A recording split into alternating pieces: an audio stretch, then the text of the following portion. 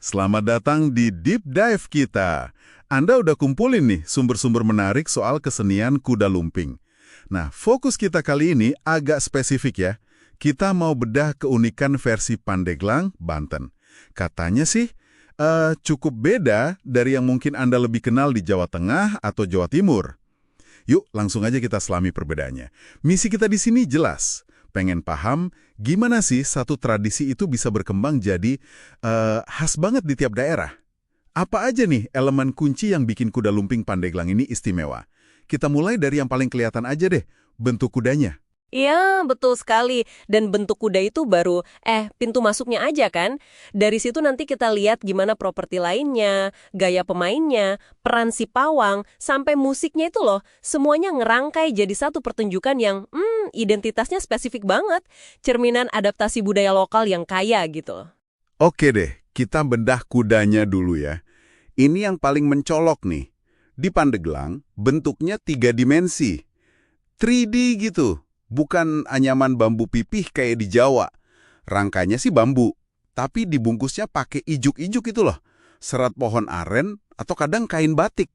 Cara pakainya juga unik banget. Pemainnya itu masuk ke dalam rongga kudanya, terus dipanggul dari dalam. Jadi kayak ngegantung di pundak. Kebayang nggak bedanya? Nah, bentuk 3D yang dipanggul ini bukan cuma soal tampilan aja kan ya. Sumber Anda tadi nyinggung soal beratnya. Nah, ini langsung mengubah cara kita lihat performanya. Secara fungsi, ini kan nuntut kekuatan fisik yang lebih besar dari pemainnya. Apalagi kalau mereka udah masuk kondisi trans, terus harus gerak lincah, kadang keliling kampung pula. Berat itu. Menarik ya. Koneksi antara fisik kuda sama kondisi trans itu, apakah ini berarti ritual kerasukan sama unsur kekuatan supranaturalnya jadi lebih pusat gitu karena tantangan fisik nahan beban kuda itu? Menurut sumber-sumber ini gimana? Kontras banget ya sama kuda pipi Jawa yang lebih ringan, yang cuma ditunggangi atau dijepit kaki aja?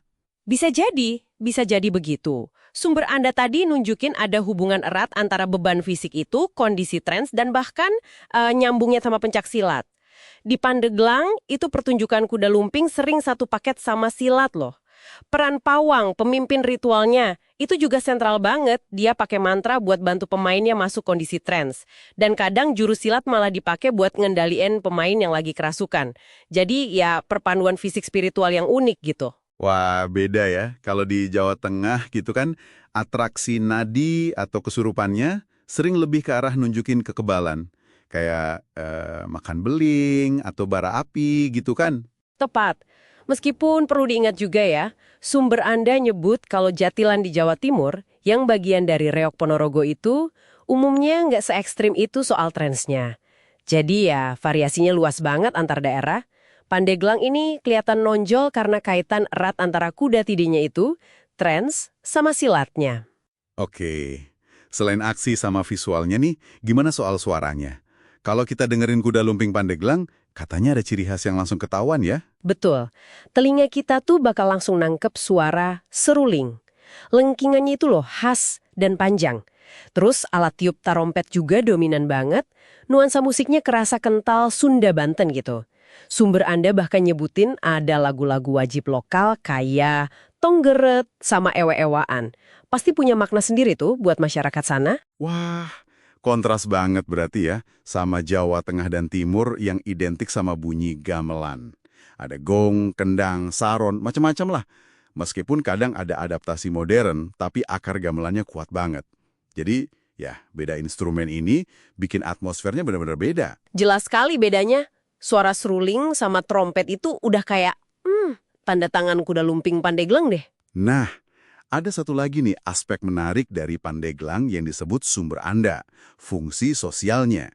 Selain buat hiburan biasa di hajatan atau perayaan gitu, ternyata ada perang unik lainnya. Iya, ini menarik banget. Kuda lumping di sana itu ternyata dipakai juga buat bangunin warga pas sahur di bulan Ramadan. Serius? Wah, unik ya. Iya kan? Ini nunjukin banget gimana kesenian ini nyatu sama kehidupan komunitas sehari-hari.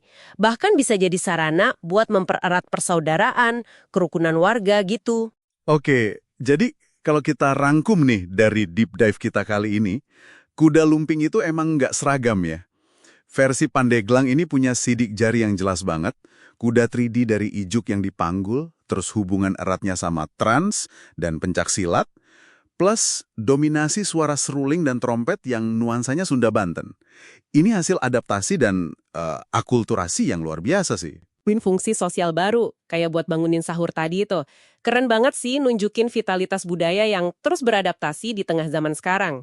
Dan ini mungkin satu pemikiran penutup buat Anda renungkan, mengingat kuda 3D Pandeglang yang berat itu, yang nyambung erat sama ritual trans dan silat, apakah ini mungkin ngasih petunjuk soal narasi sejarah atau fungsi ritual awalnya yang beda dari versi Jawa? Yang mungkin lebih fokus ke visualisasi pasukan berkuda atau demonstrasi magis, gitu? Sebuah pertanyaan yang menarik ya buat digali lebih jauh lagi.